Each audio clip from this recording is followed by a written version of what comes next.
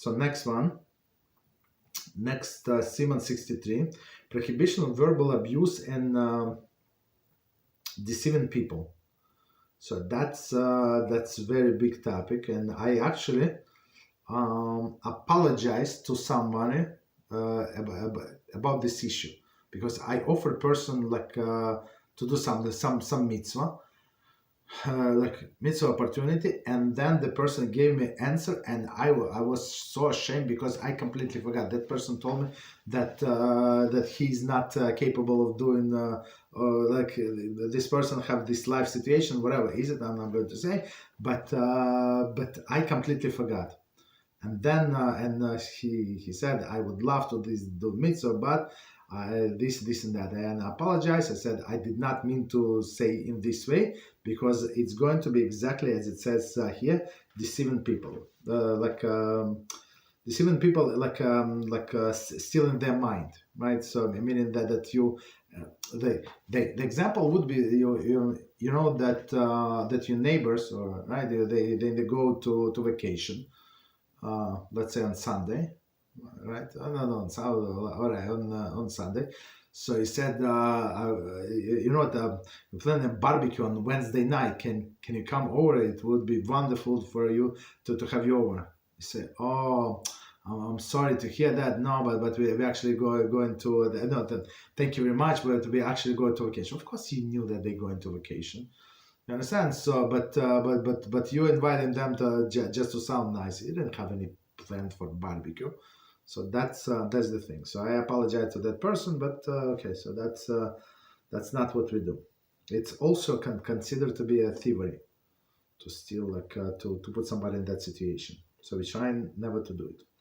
Okay. So chapter number 1. Just as harming another forbidden in business, there is a price fraud. For example, price fraud, as detailed in previous Siman. So it is forbidden to hurt another person verbally, as it is stated by Regrettably 25:17. Each of you shall not aggrieve your fellow, and you shall fear your God. This refers to the hurting verbally. Hurting verbally is greater sin than monetary fraud.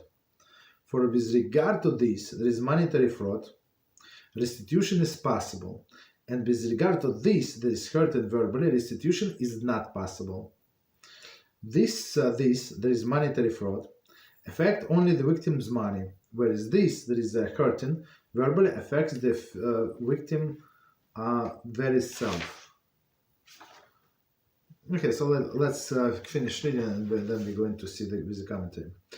One who cries out to HaShem due to the pain of being hurt verbally is answered immediately. So as you understand, that's very scary. One must be exceedingly wary of verbally hurting his wife, and take care not to cause her pain with words, because a woman has a soft nature, and she is liable to cry even from a small amount of pain. This is utmost severity, because HaShem, may be He blessed, is strict when one causes another to shed tears, and heavenly gates of tears have not been locked. So of course I have to mark that.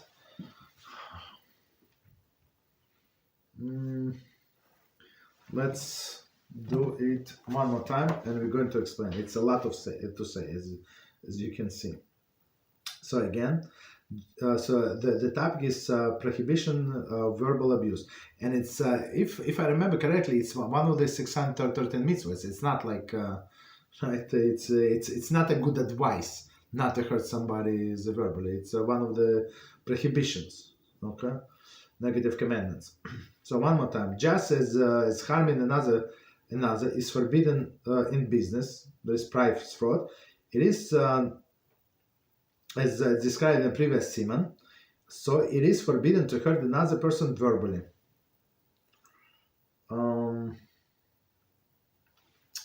Examples such prohibited behavior will appear in the Siman that follows. Okay, before we continue, basically, so to say like and to hurt somebody verbally, it's not like curse somebody or some like even to say that some like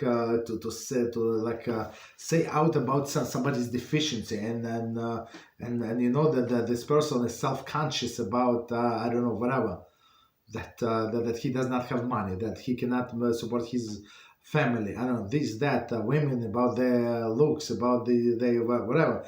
So and you say to your wife that she gained the weight or she this and she that. Wow. Okay, that's hurting somebody verbally, right? Or a child, whatever. So children are also included in this.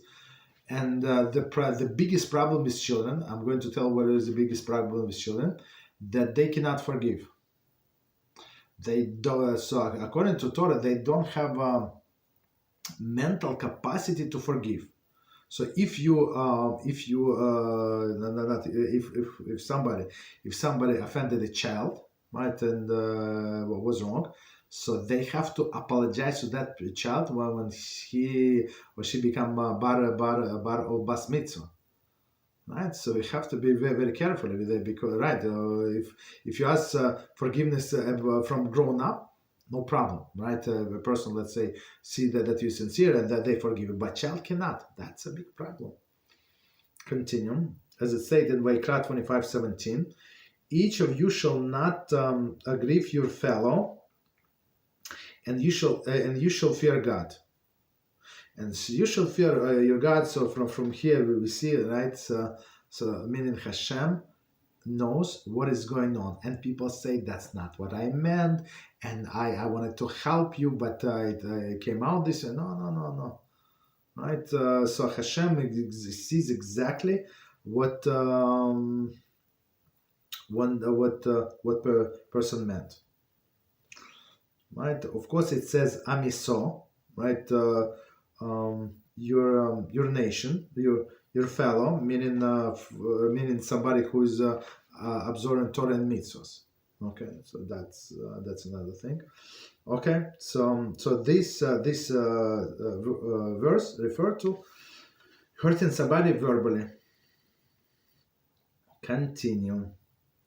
Hurting verbally is greater than the monetary fraud.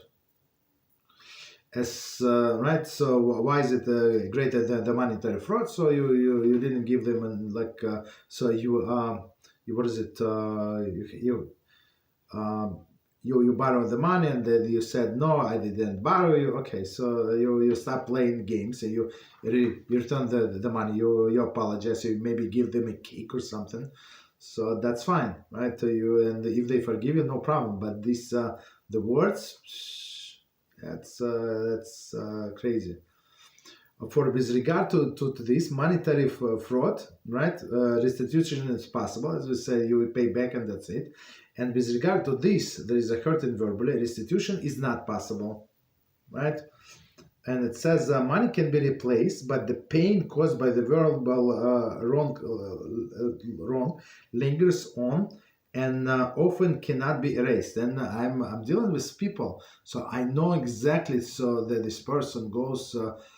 He said, I still cannot go over my divorce, and so I say, I'm sorry to hear that. Did it happen last year? No, it was maybe 20 something years, 27 years ago or something, like 26 to 25, like very, very long time, and what happened to him, the whole story. So he's very hurt, right? Whatever she said, whatever other people said to him, and the whole family, children, they go against him. This it was, he did not speak to children for a long time, but it still hurts. Or women, that's a separate story. Women would remember what happened 20 years ago. with all of the details. As I told you, my wife, she said, but you remember that day? I said, vaguely. She said, no, our first day, you remember? I say, my first day? I don't know. I say, yeah, I remember that we met, but that's it. But she remember all of the seconds, all what I was dressed in, how I behaved, what I said, what I did not say. Whoa, did I open the door and car? I did not. So she remember all of the details and other, I remember how you introduced to your mother. Say, I remember I introduced you to my mother, but not in all of the details. She remember everything. So and all of not only she but other women. Men is it's an easy case. I mean, in my mind, since I deal with people a lot, I see that it's much easier to be a man than a woman. Because men, okay, they did whatever they did. They forget. 5 minutes later, they're friends. They fight between each other. They forgot. Most of us. Not unless somebody's hurt very much, but women would remember much longer. Right. So as he said, financially, right, it's easier to restitute, but with the hurting of the words can last forever, right? There is a monetary fraud affects only the victim's money, whereas there is a verbally hurted verbally affects the victim's very self. So that's the difference. So, and commentaries say many people feel some pain from hurtful words than the monetary loss. See Sefer Chachinuch, Mitzvah 338. Okay. So it's meaning, people remember, and some people, as I told you many times, they say, yeah, but when I was in school, but I say, you have a grandchildren, forget about what happened in school, forget about, you have to get over it, right? So, but people, for them, it's something that was 30 years ago, 40 years ago, it's very, very, he said this to me, how could he, and he saw how I was hurt, you were 7 years old, he was 11, stop it. You understand? But I mean, I'm saying stop it. I'm telling you. I'm not telling that person. You understand? But that's very very very very life and hurtful to these people, right?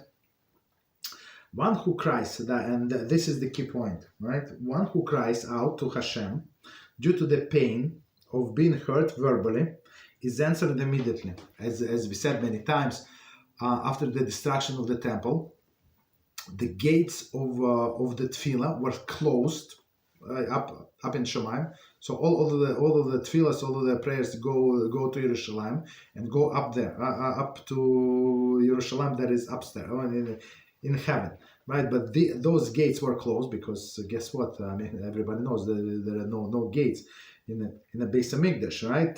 But the gates of tears was open, right? Is left open. So meaning what? When somebody cries because of the hurtful words, they're going to hear immediately. Meaning, so I the way I don't remember the source, but we learned there, and it says that even if that person is wrong. Right, whatever you said, and he or she deserve it, and they deserve much more, but because of the cry, and the cry went up, right? Sometimes their account is going to be reviewed, of course, and our account being reviewed. So maybe if the person was right in this specific case, but they were while reviewing the account of perpetrator, they found something else that he's guilty of. You understand? So a person Chas v'Shalom can be punished not for this incident specifically, but for something else. So until everything was quiet, nobody cried out, so that was good. But now that's the case is open, which is, as we understand, not good for us. One must be extremely wary of the verbally hurting his wife.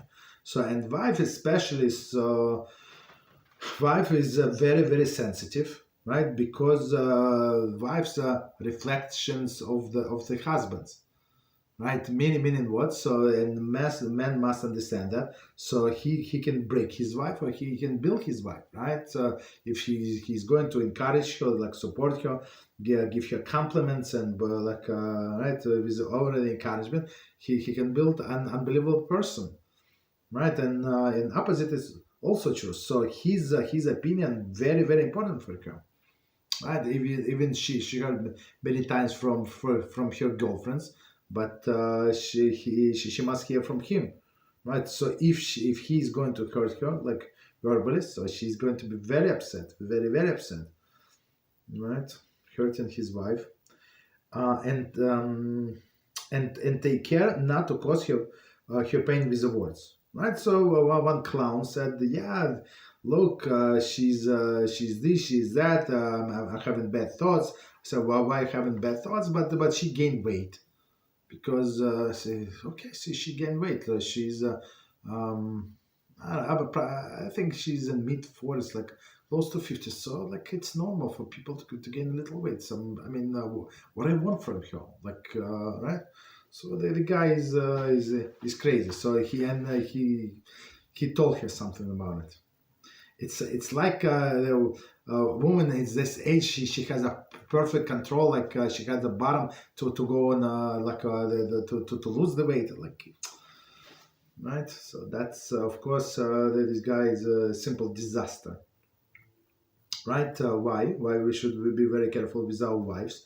First of all, because she's very dependent on our opinion, right? And second, because woman has a very soft nature, and she is liable to cry even through a small amount of pain, right? And I always say to women, if you're going to cry, cry for something good, for Am Israel, for people to do teshuva. So if you're so like sensitive, you use your tears for something productive, right? Not something like stupid, whatever he said. Right? Who needs this, right? But that's also good advice.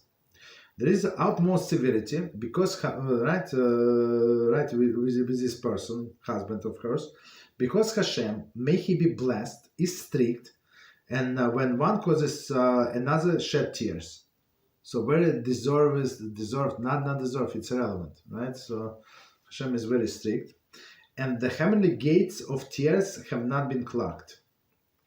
Right, so it says Gemara writes Bava Mitzvah 59a that from the time the Holy Temple was destroyed, the gates of prayers were locked. Okay, here we go. But the gates of tears were not. That is, although the prayers alone no longer answer as quickly, as readily as before, Hashem sees the tears of injured, and he swiftly punishes the perpetrator. And as we said, so even if in this specific case maybe the guy is not guilty, right? But maybe he's guilty in other case, so they open up his account, right? That's very dangerous. So it's a very big topic, and then it's like I always say to this like hot-head guys, so do it for your own sake. Forget about you like because if she's going to cry, so you're going to get hurt. So with your sarcasm, so you're only hurting yourself, not her. Like why? Like keep quiet. Just I don't know. Go listen to a lecture, right? We had the class and we go over somebody else like he wants to in that class to go over. So I'm right. But I was and guy is going over of lighting the Shabbos candles, and he knows like exactly zero. The guy has been religious all his life. Right, all of this yeshivas, education, went to YU University, like and religious all his life, grew up in Borough Park. Guess what? Knows exactly zero. How is it possible? I mean, not exactly zero, but he was like every time he was, but why does the woman has to close her eyes? I explained. Okay. and understand. Why about this? Like about that? So people have so many things like they must know, like guys, like simple things. So like to answer your wife, so just keep quiet, go and turn on the shiur and then listen. Just listen. Just get some useful information instead of like arguing with your wife, right? So it's very very sad what people are doing to themselves. Okay, by what? By hurting their wives and people around them because they have to be sarcastic. Okay. Any questions on what we said? Rabbi? Yes. Go ahead. The question is, word says, Shalom Kova, shall one refrain from crying to HaShem due to the pain of being hurt, lest they cause the one who hurts them suffering and punishment? Yes, that's a woman is going to get very very big reward for that, and because in Gemara there is a case, they said a case that a man was studying with his chavrusa. He was not newly married, but they didn't have children, right? So the wife would wait for him, of course, in the olden days, and he will always come on time. But this time it was such an interesting Gemara. So they got involved, this and that, and the chavrusa said, let's finish. So right, so sometimes, as you see, I would go further a little, then come back. Next time we can review. Like if we need to stop, we need to stop. Like you have to be, it's proper, right? And they did not stop, and they went over and over, and they lost track of time. It's before time, before it's in a days before we have clock, right? So this wife got upset, so upset that maybe something happened to him. He always come on time, this and that, maybe bandits, maybe this, maybe that, and guess what? And she started crying, and guess what? The guy died, right? And unfortunately, I forgot how the story goes, but he said they said, well, why did he cry? Why did he die? Because the wife cried. But yeah, but he was not like cheating on his wife. He's not like do something improper. He was learning Torah, Talmud. What did you say that the Torah is like all of the mitzvahs combined? We said in the morning. We say every morning we say this, so right. So how person get killed for studying Torah? Absolutely, because she cried. And Hashem heard her tears, and his Torah went with him to Gan Eden, basically, right? Whatever to gain him first. You understand? So of course she did not mean for him to die, and she loved her husband very much, and she is this, she is that, and he did not mean to cause her pain. Everything what we said is true, but end result is what that he actually died because of that. Because she got upset. So a woman, if she does not want her husband to get punished, of course it's proper, like not to cry because of that. And if you, as I said, to women that like to, they easily like move to tears. So you can cry because you cannot not to cry, but cry for something good, for a mercy for a nation of Israel. You understand? If you're going to cry, not about your own personal hurt, but about the hurt that Hashem has, that his children away from him. Right? Try to cry for something like this, not for personal. And I think it helps. That's it. It's my secret advice. I think it helps. Because many times women are not in control. They're going to cry or not. She's going to cry, period. Right, but try to like channelize everything else. You can see this like the when it says about the destruction of the second temple, about like when we were about to be led to Babylonia. Yirmiyahu was running around and said, like, how it's possible? How did it happen? Because Hashem, of course, he removed him, right? So he did not see, he could not intercede on behalf of the Jewish people. So Hashem said, okay, go wake up Moshe Rabbeinu, and Moshe Rabbeinu was praying and says, well, why you came to bother me? He said, because your children going to exile, like how it happened, this and that. And then they say, yeah, go wake up Abraham Avinu, Yaakov Avinu, Yitzchak, and everybody, all of these great shepherds of Israel, shepherds, right? And none of them could help. And who cried? Rachel Amenu, right?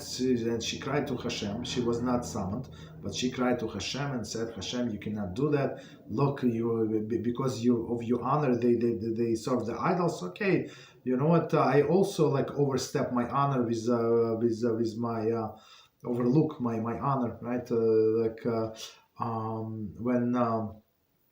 When my father gave my sister like to Yaakov instead of me, so I was hurt, but I did not do anything, as you know the story. And because of the Rachel Imenu tears, Hashem said, "Okay, I forgive them. I'm going to return them back." So so all of this great, of course, how much a good Yaakov Avinu and Moshe Rabbeinu did for Jewish people, but they could not do, even though they cried and they didn't pray. But what Rachel, the woman with her tears, did more than all of the holy men. You understand? So it's tears, as we read, it's a very powerful tool, right? And in Shemaim, so use the tool appropriately. Okay.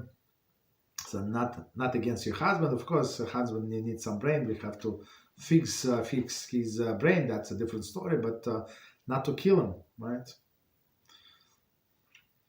Okay.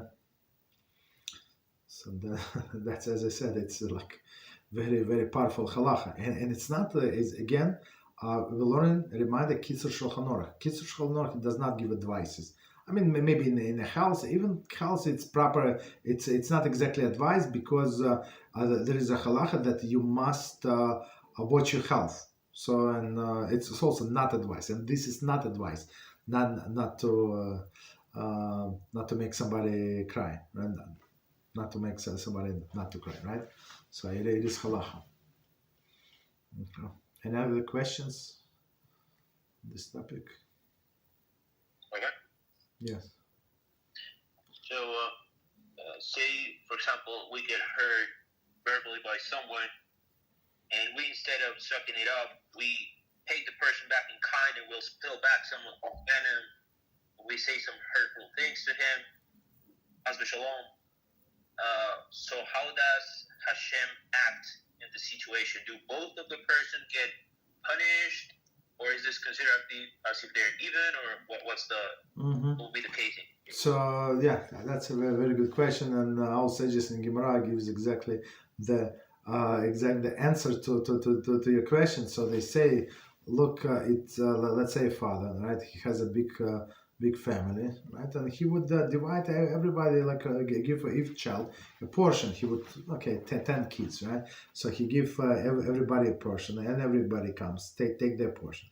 And one brother like push another younger and took 2 portions.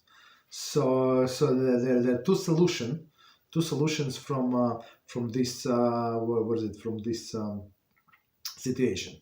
This brother who lost his portion, he can go and fight with another brother and create all of the commotion and upset father, right? And he would investigate the issue, and maybe of course he would give the lost portion to this guy, to this younger son, or he can come quietly to the father and say, Father, I apologize. Look, this and this happened. My brother took my portions away. I don't want to fight with him. Maybe you can talk to him like later on. But look, Father, I'm hungry. So, and Talmud says, you know what the father is going to do? So he is going to kiss this son on the head and give him this portion and many, many more portions, because the father wants like that peace in his family. So he does not need commotion. The whole world know that one it's embarrassment.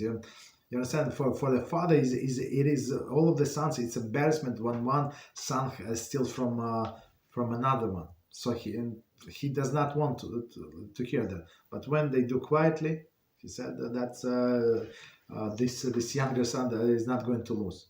So same with us. Like what is it going to help? Like if you're going to answer that person. I mean, you're going to feel a little better, but HaShem is always on the side of the pursuit, right? And it says also in Talmud. So when Jewish people lose all of the merits, right? For a mercy, so we have to have merits. So HaShem Chas v'Shalom. So he sent all of these wicked people, right? That we had in all of the generations, and they start pursuing us, right? And Hashem is always on the side of the pursuit, even if he's the biggest criminal. If everybody is against that person, Hashem is with that person. So, and if we have no merits, so he's going to stay by our side no matter what, because of this principle. You understand? So sometimes you have to trigger that. This anti-Semitism, like whole world, free Palestine or something. You understand? So I was some clowns put on all of the lamp posts, everyone on the bus stop, all of these free Palestine, the stickers. So of course it took me a few days, but I removed them because I go to shul like very, very early when there is nobody there. So I took a knife and removed all of the stickers. You understand? But there are more like that's what it is. The whole world is against us. So and when the whole world is against us, Hashem said, I made them be against you, and because why? Because I'm going to be with you. And I'm like you alone, and I'm alone. So now I'm obligated by my personal law to protect you. Nobody can touch you. You understand? So of course it's not the most desirable way of things. We want to be like a good and be perfect and deserve Hashem's good relationship. But if not, so that's what He does for us. He's never going to leave us alone, right? So that's very interesting. Okay, what else? Any other questions? Thank you, Rabbi. You're welcome. Okay, so no questions. So let's continue. Let's do a little more. So next halacha, number 2. What is considered hurting verbally? Okay, so as we said in commentary, they're going to explain. One should not say to his fellow, "At what price do you wish to sell me this item?" when in fact he does not wish to purchase it.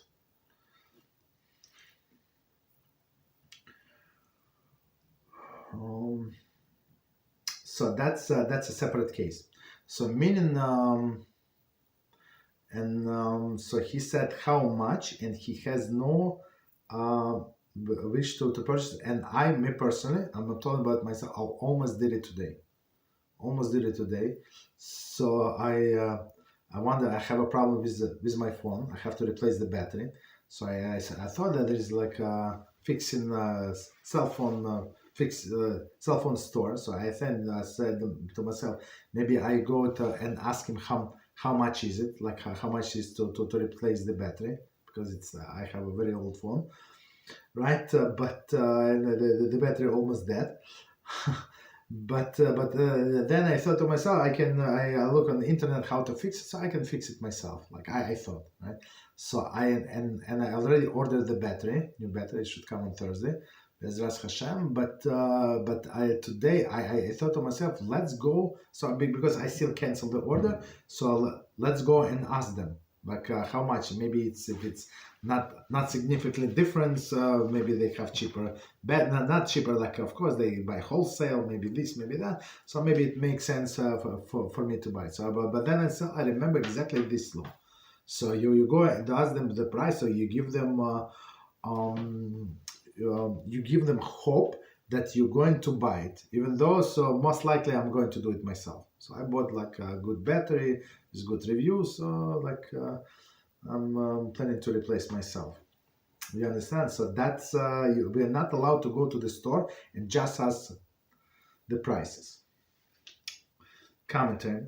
Such a comment constitutes hurting verbally, since the merchant suffered unnecessary pain upon having been led to believe that he had a customer when in fact none ever existed. See Bava Metzia 58b. Right? So he thought that he's going to make a sale and stuff like that, but guess what? We have no intention to buy. So that's exactly the situation that I just described. Or person calls like.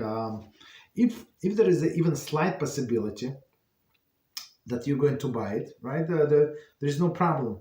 Okay, so if you're shopping for price, there is no problem, right? So but otherwise, if you have no intention, so most likely, so maybe because that specific battery they have a high rating, so most likely I'm not going to buy from this local store. So I decided not to go there. Okay, continue. Or if, so second case, or if person is seeking to purchase grain, one should not say to him, go to so and so, when he knows that person to whom he is sending has no grain to sell. I'm not sure that, I think this is maybe not such a good example. I mean, this example just show that the person like wishes or something like. Why would you send to somebody else like if this person does not sell? But guess what? Actually, there are some people, and there is some people. I have this problem with Muslims. So we have all local store, like grocery store, they owned by Muslim people. Okay. I mean, okay, I don't have problem with them. So on one of them, like next to my house, they have a big like poster flowers, fresh flowers. So I'm going to get flowers like far away. I have to drive there. Okay, so I said to myself, that's amazing. So I came over one day and said, where's the flowers? And the guy said, no, not today. I said, when? Wednesday, next week. Okay, so I came Wednesday. So the flower, no, not now, no. Try tomorrow. So and then I figure out, like it was my first experience with these people. They're not going to get flowers. Period. But the guy cannot say no because they already have this poster, and so he's delaying next week, next Wednesday, this that. So it's like ridiculous, right? And the same happened with another store. They used to say flowers. Like on my way back from shul, I would buy them on Thursday night. And that's it. I don't have to bother on Friday morning. I mean, it's same flowers. It's not like they cut specially for me on Friday morning. Same flowers from Thursday. So if it's fresh, so why not? So they also said, yeah, we're going to like get it.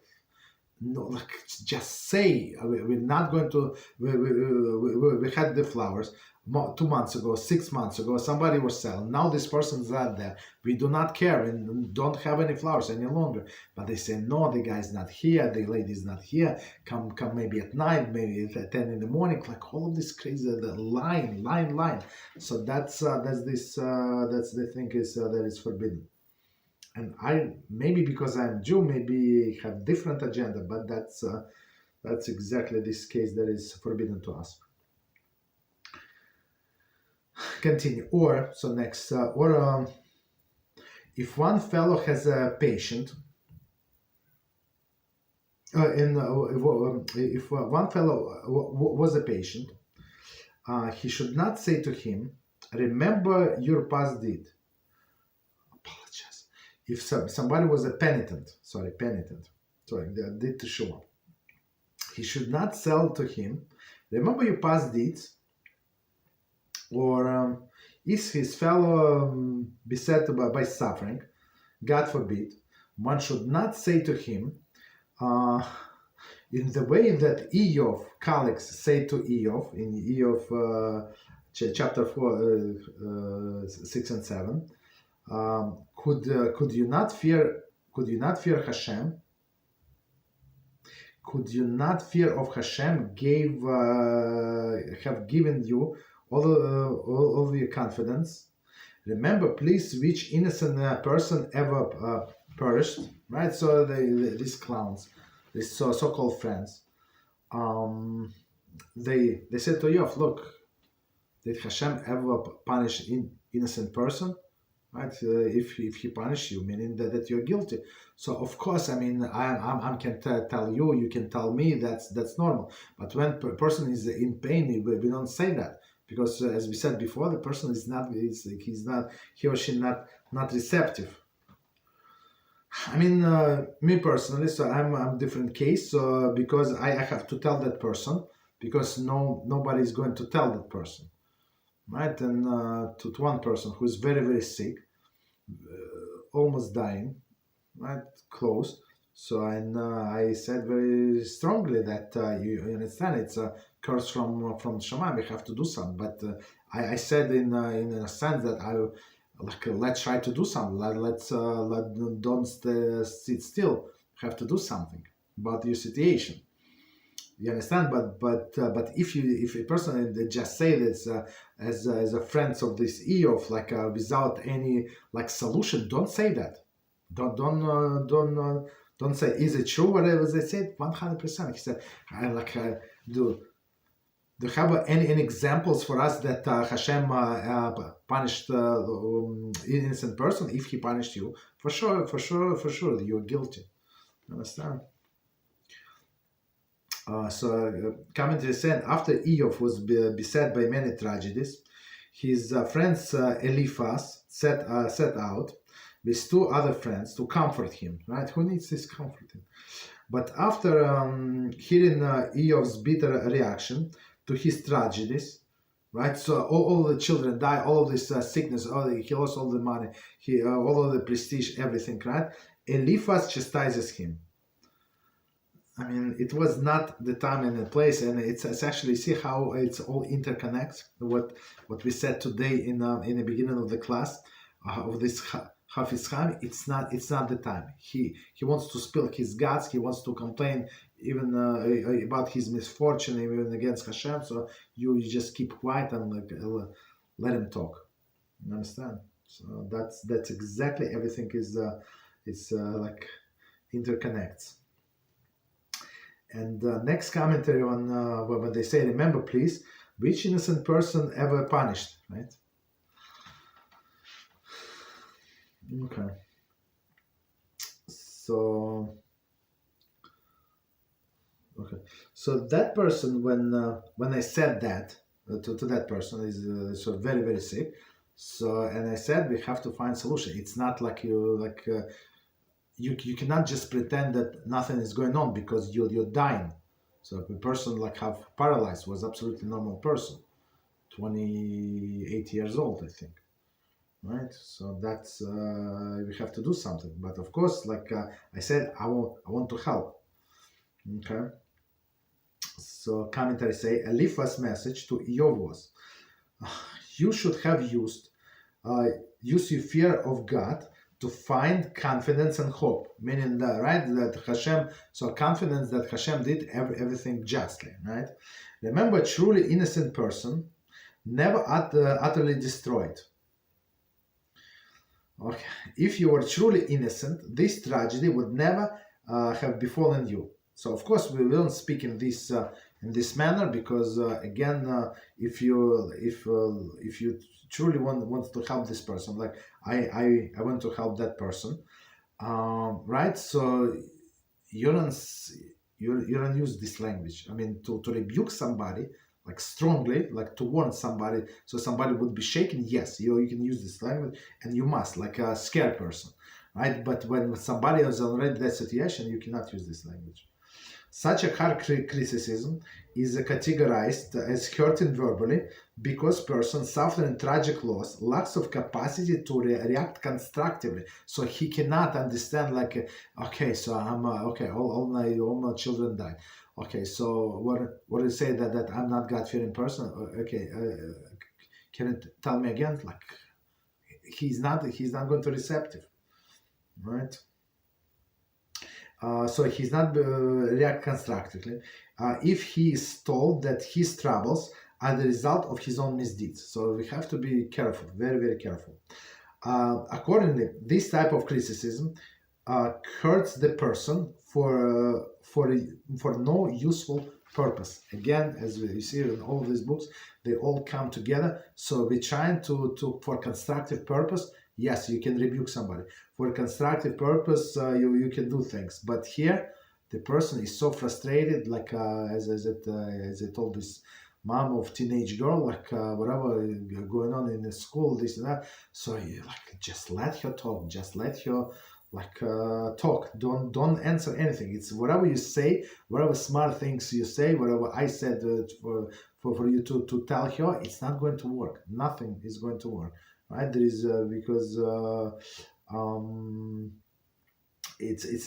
she's not there. She's not ready to be receptive. So same as the Eov, right? With all the tragedy that happened to him in a short period of time, he's not going to listen. If someone really wants to help, here we go. One who is suffering, he can gently remind him examples of his deeds. So if you know exactly what this person did wrong, so that's what we do. Continue. Your friends who did in fact say that to him did not intend to cause him pain. Rather, they said to him only because he was distorting the issues. Right, so meaning that they were trying to help him to set him on the right way, right? Regarding fundamentals of the faith, such as providence and attributes of HaShem, maybe he blessed, right? So they trying to say, yeah, if HaShem send it to you, that's justly. So just continue on your way, right? Were they right? Absolutely right, but you don't say that. Again, because it's hurting with words and it's not constructive.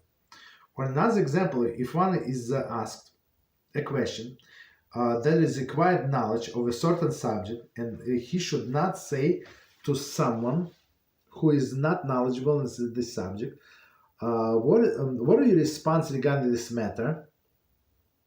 Likewise, any similar comment in cases that are comparable to these cases. In that they cause the emotional pain and that are forbidden. Right? So the one who was questioned is embarrassed since he does not know how to respond. And that is actually where I said the story that I had to apologize to that person. So I asked the person to help, and the person is not capable to help. And it's help, but it's for that person would be big mitzvah, right? But okay. So, but if you ask somebody to help you, and the person is not capable, and he's like it's a very simple that it feels hurt, that's a big issue. Okay, so we can stop here. Any questions on what we said?